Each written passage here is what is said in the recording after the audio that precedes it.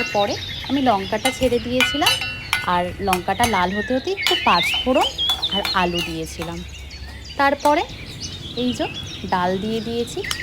এটাকে ভালো করে ভাজার পরে একটু হলুদ, একটু নুন, একটু লঙ্কা দিয়ে আবার একইভাবে ভাজছিলাম।